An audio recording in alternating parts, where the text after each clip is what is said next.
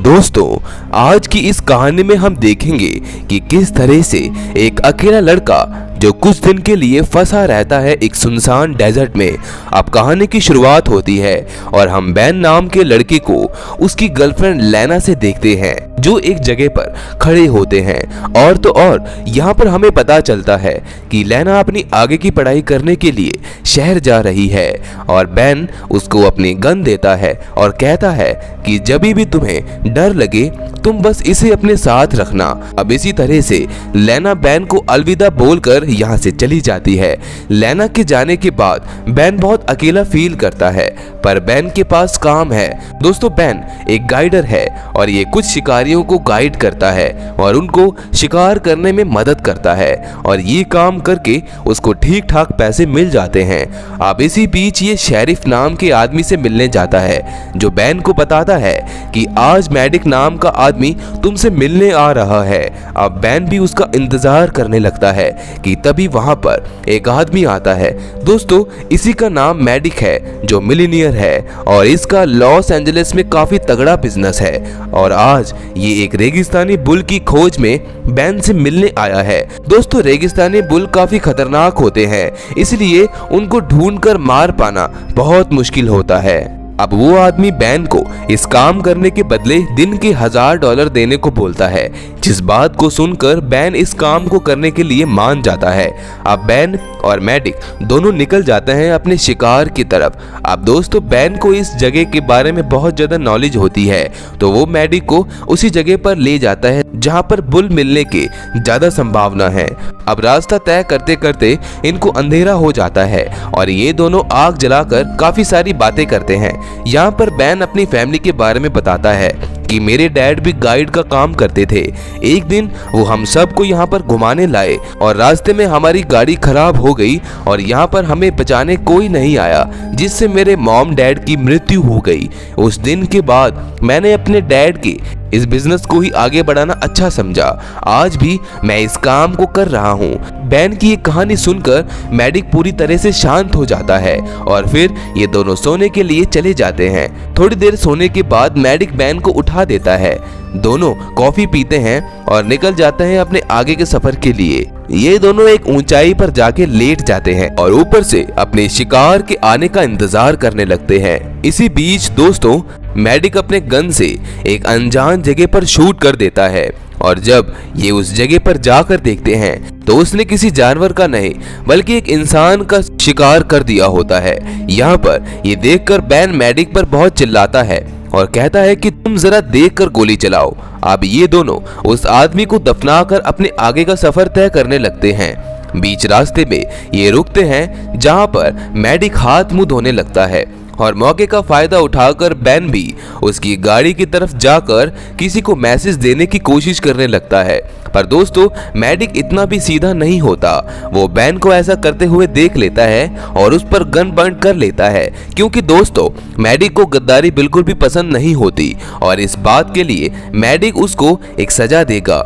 मैडिक उसको उसके कपड़े उतार कर यहाँ से भागने को कहता है, पर दोस्तों बिना पानी के कोई इतनी गर्मी में आधा घंटा भी कैसे चल पाएगा। अब बैन बंदूक की नोक के सामने होता है, इसलिए उसे ये सब करना ही पड़ता है। वो यहाँ से भाग जाता है और वहाँ पर मौजूद बिजली के खंभों के सहारे आगे बढ़ने लगता है। दोस्तों, वो हर एक खंभों पर लिखे हुए नंबर को देखकर आगे बढ़ता ही रहता है। उसे देखकर ऐसा लगता है जैसे उसे किसी नंबर की खोज हो और चलते ही चलते उसे वो नंबर मिल ही जाता है और फिर बैन दीवार के उस पार छलांग मार देता है। ये देखकर मैडिक भी हैरान हो जाता है और उसके पीछे जाने लगता है।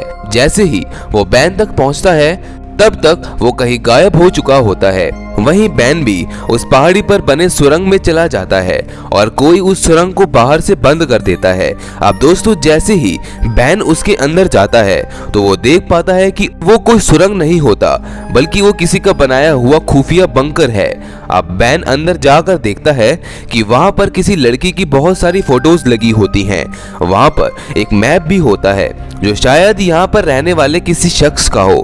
बैन यहाँ पर ये सब देख ही रहा होता है कि तभी वहां पर उसको किसी के आने की आहट सुनाई देती है, जो और किसी की नहीं बल्कि मैडिक की होती है, जो बैन को यहाँ पर ढूंढने आया होता है। वो बैन को यहाँ पर ढूंढने की बहुत कोशिश करता है पर बैन तो कहीं पर छुप गया होता है। अब मैडिक भी वहां पर बॉम्ब को फिक्स करके यहाँ से चला जाता है। थोड़ी देर बाद हम देख पाते हैं कि वहां पर बहुत तेज धमाका होता है।